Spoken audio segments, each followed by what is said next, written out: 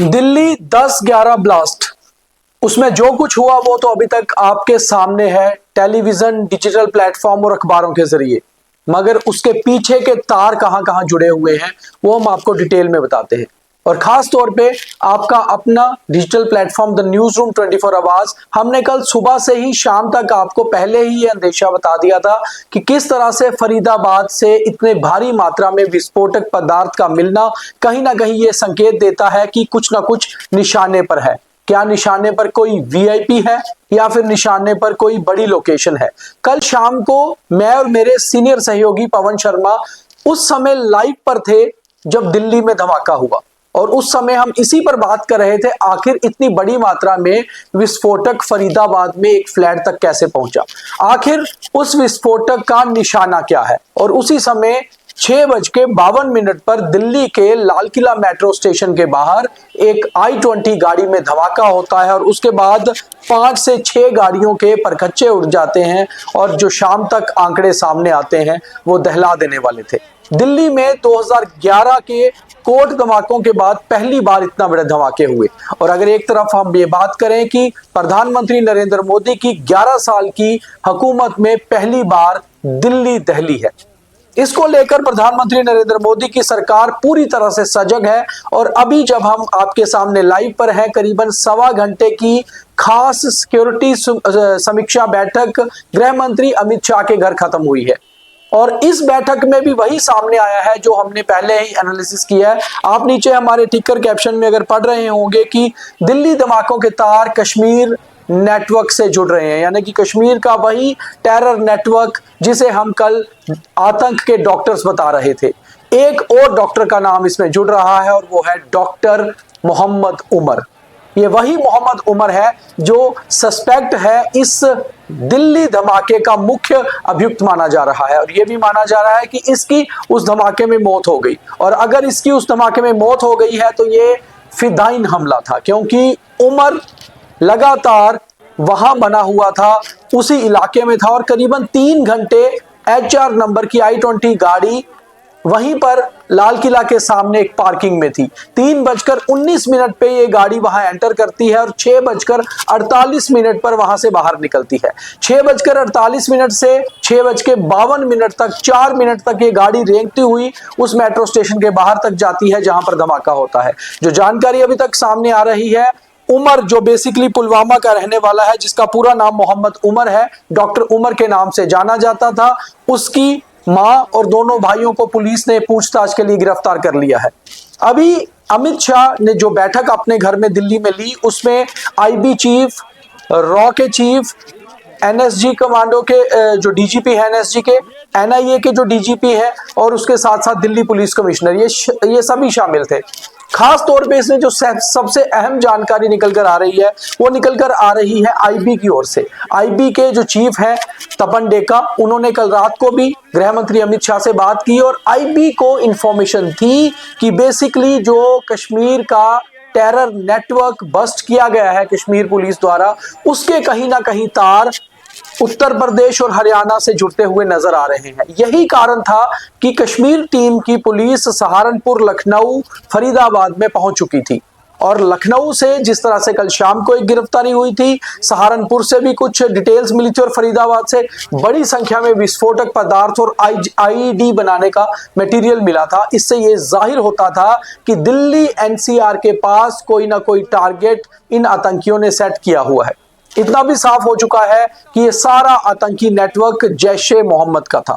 जैश-ए मोहम्मद 2021-22 से इस नेटवर्क पर काम कर रहा था, जो हमारी जानकारी है सोर्सेज के मुताबिक, और कई सारी जगह ये जानकारी अभी रिवील भी की जा रही है। दरअसल वो जानकारी ये है कि 2021-22 में पुलवामा हमले के बाद से लगातार एक प्लानिंग हो रही थी कि एक नया टेरर नेटवर्क शुरू किया जाए जिसमें काफी ज्यादा नई रिक्रूटमेंट हो।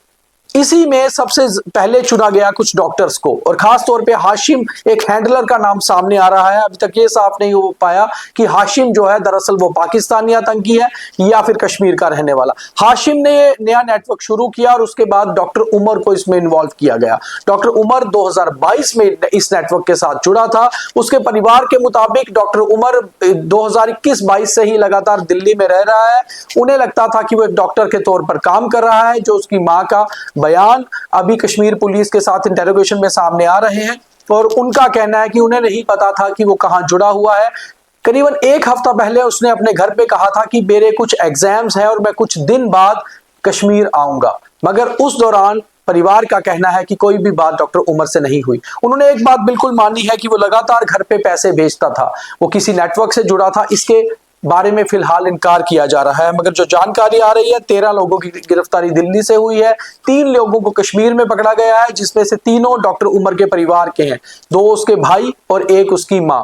लगातार उनसे पूछताछ चल रही है। इस मामले में जो अभी तक जानकारी निकल कर आ रही है उसमें सबसे बड़ी बात यह है कि दिल्ली पुलिस ने कश्मीर पुलिस से संपर्क साधा है। यही कारण था कि डीजीपी नलिन प्रभात को वीडियो कॉन्फ्रेंस से गृह मंत्री अमित शाह की खास बैठक से जोड़ा गया। केवल दिल्ली पुलिस कमिश्नर के अलावा जम्मू कश्मीर पुलिस के चीफ को ही इससे जोड़ा जाने का साफ साफ चीजें साफ हो रही हैं कि कश्मीर जो नेटवर्क था, टेरर नेटवर्क जो कल बस्ट किया था कश्मीर पुलिस ने, दरअसल उसके तार सीधे सीधे दिल्ली ब्लास्ट से जुड़ रहे हैं। और कल शाम को भी ये लग रहा था कि कहीं ना कहीं फरीदाबाद या सहारनपुर या लखनऊ में जो भी नेटवर्क सामने आ रहा है, जो लोग सामने आ रहे हैं, उनके तार सीधे कश्मीर के नेटवर्क से जुड़ रहे थे।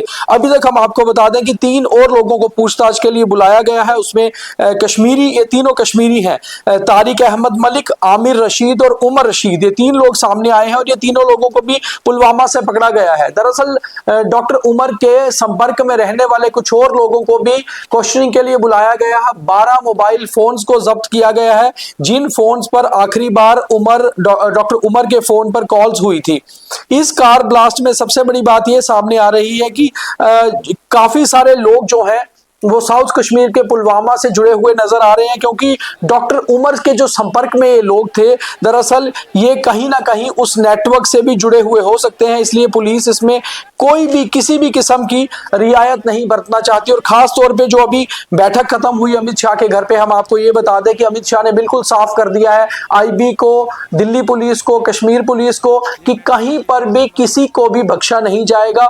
जो जो लोग इस टेरर नेटवर्क से जुड़े हुए हैं उन्हें खोज निकालिए, उन्हें तुरंत सलाखों के पीछे भेजिए, और इस नेटवर्क का भांडाफोड़ जो कश्मीर पुलिस ने किया था, इसकी तह तक जाना, इसके रूट्स तक जाना जरूरी है, और यह खोजना जरूरी है कि आखिर ये नेटवर्क और क्या क्या करने वाला था, या फिर अभी इसके कितने लोग दिल्ली, एनसीआर या उत्तर प्रदेश या हरियाणा में घूम रहे हैं। क्या वो कोई और हमला करने वाले हैं? क्या उनके टारगेट पे कुछ और इंस्टॉलेशंस हैं? क्या वो किसी वीवीआईपी को निशाना बना सकते हैं? क्या वो कोई खास इंस्टॉलेशंस पे हमला कर सकते हैं? इन सारी ये जो सारे सवाल हैं, ये सारे सवालों का डिस्कशन खास तौर पे होम मिनिस्टर की बैठक में हुआ है, जो एक हाई लेवल सिक्योरिटी मीटिंग थी अमित शाह के ऑफिशियल रेजिडेंस दिल्ली में हुई। करीबन 1.25 घंटा ये बैठक चली, और इस बैठक में IB chief, raw chief, NSG chief, NIA chief के अलावा दिल्ली पुलिस कमिश्नर और साथ ही साथ जो यूनियन होम सेक्रेटरी हैं उनको भी इसमें रखा गया था।